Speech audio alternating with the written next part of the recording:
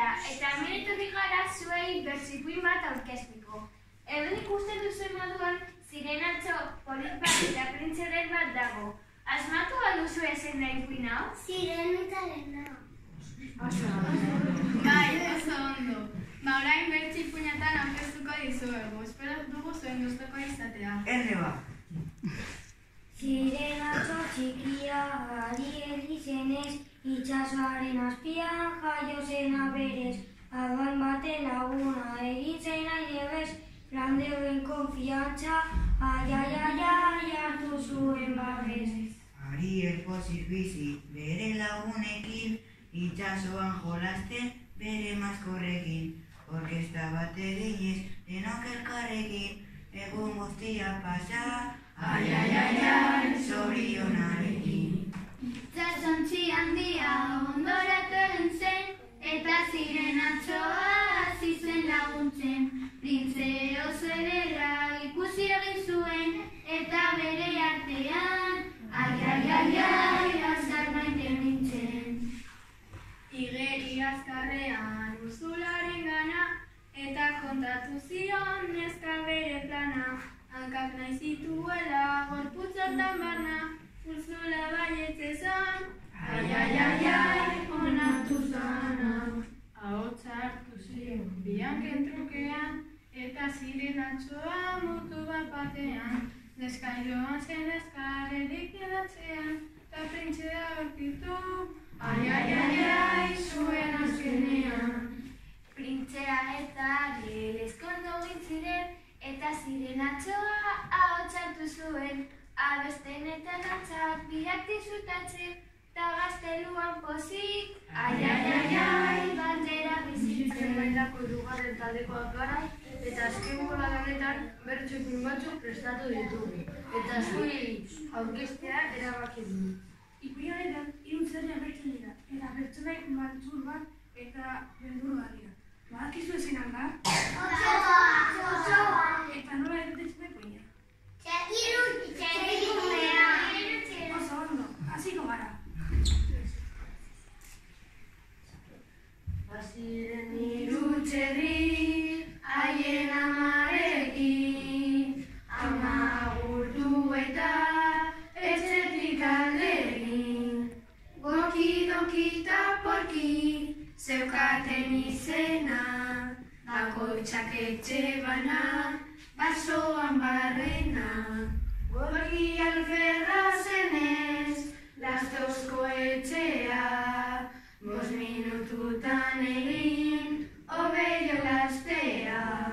Donki egurrezkoa, berea eginez, harineketan egin, ta nahiko aldrebez.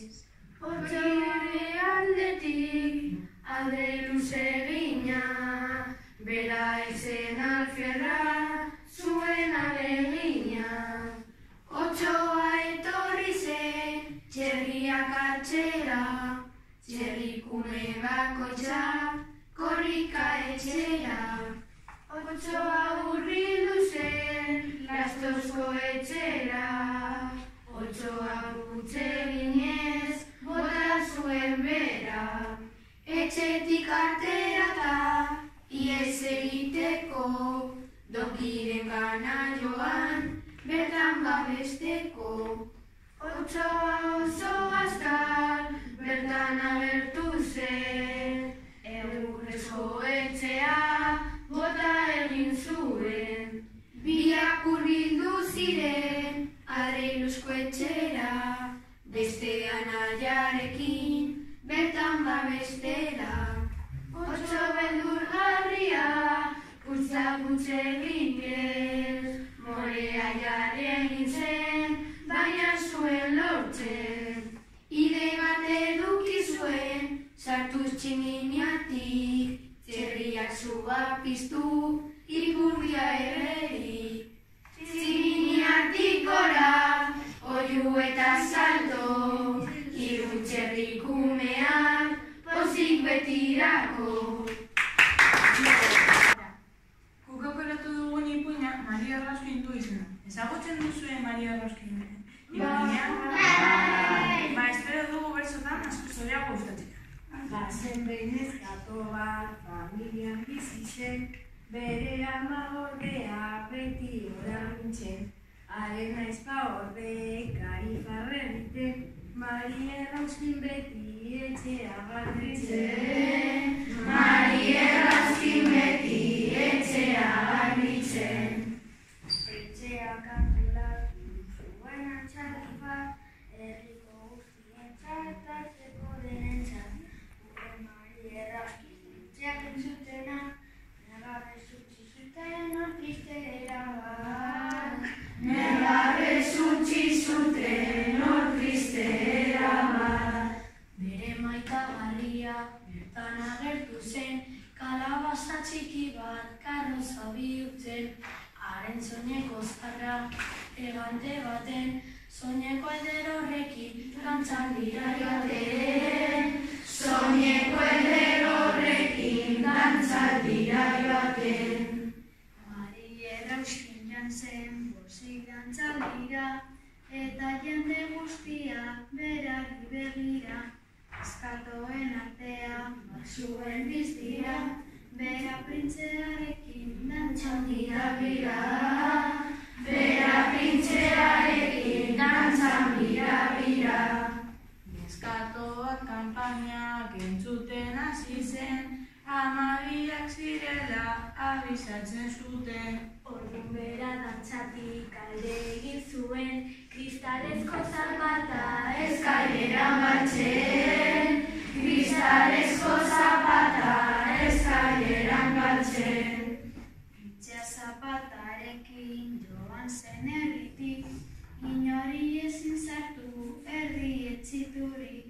Gure Mari Errauskin aurkitu zazkenik, printzea eta bera betirako pozik. Printzea eta bera betirako pozik. Batziroa erabat, ta etxean zukaten amorde gaizto bat. Trailaralai, amorde gaizto bat. Trailaralai, amorde gaizto bat. Amordea bikia bota nahi zituen, aitarekin joan ziren basora ibiltzen. Trailaralai, basora ibiltzen. Trailaralai, basora ibiltzen. Hirurak pipita egurra mostera, jantzero gizatia botatzen lurrera. Trailaralai, botatzen lurrera. Trailaralai, botatzen lurrera. Etxera bueltatzeko bidea markatzen, baina txoriak dena jan egin zituzten. Trailaralai, jan egin zituzten. Trailaralai, jan egin zituzten. Nega eta arrega galdu egin ziren, denbora asko egon basotik ibiltzen. Trailaralai, basotik ibiltzen. Trailaralai, basotik ibiltzen.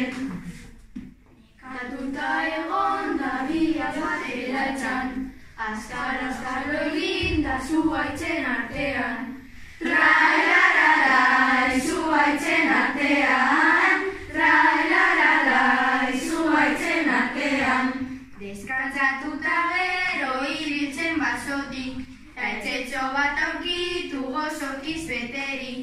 Trailaralai, gozokiz beterik. Trailaralai, gozokiz beterik.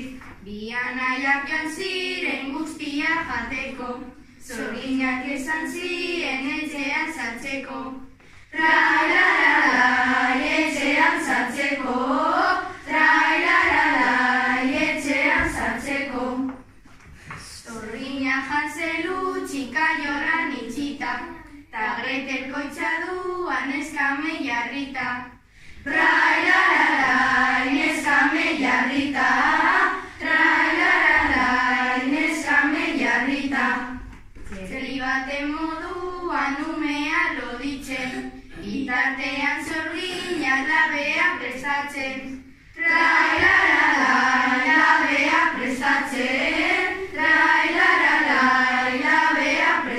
zen. Ostikoa eman da zorlina zutara, hortaz gine barre barreta algara.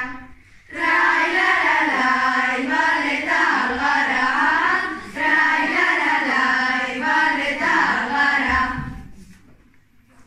Zorlinaren etxean atzora harturik, etxera bueltatzean betirako pozik. Trailaralai betirako pozik, trailaralai betirako pozik. Alakizuen hor diren zazpiantzumeak?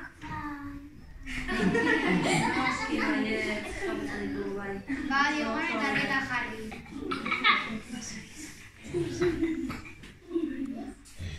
Baziren zazpiantzume haien amarekin, guztiak bizi ziren pozik elkarrekin. Amak beraiek zaintzen hainbeste alegin, etxetik gantzen bera poltsatxo batekin. Etxetik gantzen bera poltsatxo batekin. Inori ez ireki amak esan ziren, ta denbora gutxian otsoa heldu zen. Sartu naiz mesedez esan zien ozen, baina zazpiantzumen ez zuten sinesten. Baina zazpiantzumen ez zuten sinesten.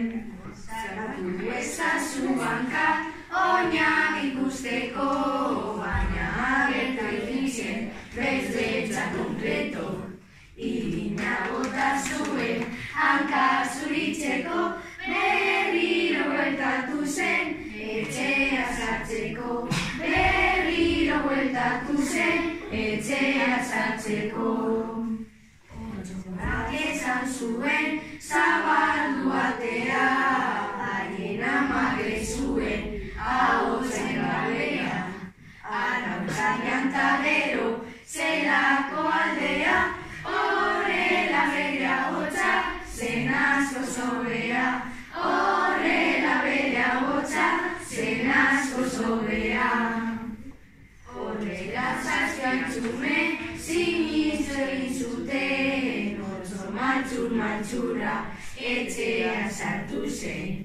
Irantzume guztiak jan egin zituzten, antzume txikitxoa azkar ezkutatzen. Antzume txikitxoa azkar ezkutatzen. Antzumea amari dena kontaturik, otsoa gutxi zion zabela irekirik. Bere seme alabak ateaz balutik, horrela bizi ziren betirako pozik. Horrela bizi ziren betirako pozik. Esan da, baldak izuen horren txanago ditzu? Jarri ateta eta entzun zer gertatu zen. Bazen behin neskatxo bat pozik amarekin, alaia eta polita kapagorriarekin. Basotik bera doa bere zazpiarekin, amamaren etxera azkarriarekin. Larai, larai, azkarriarekin. Txandoa basotik kantari, bidetik topatu du otso bat hain handi, eta otsoak neska urduri nabari, engainatu egin du neskatxo bainarri. Larai, larai, neskatxo bainarri.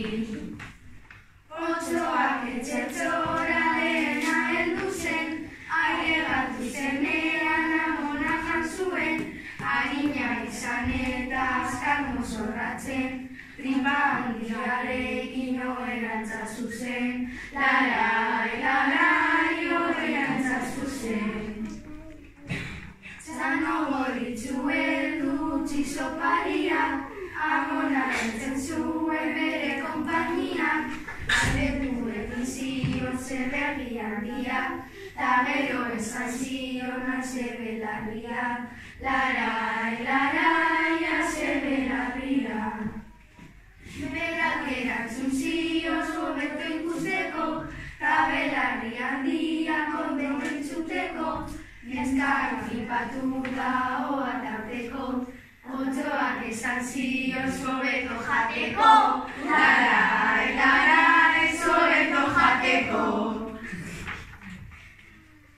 Neskatoa zijoan korrika basotik, ez daria heldu segure otsoa hili, amona beraz zuen bere sabeletik, ta guztiok batera dantzan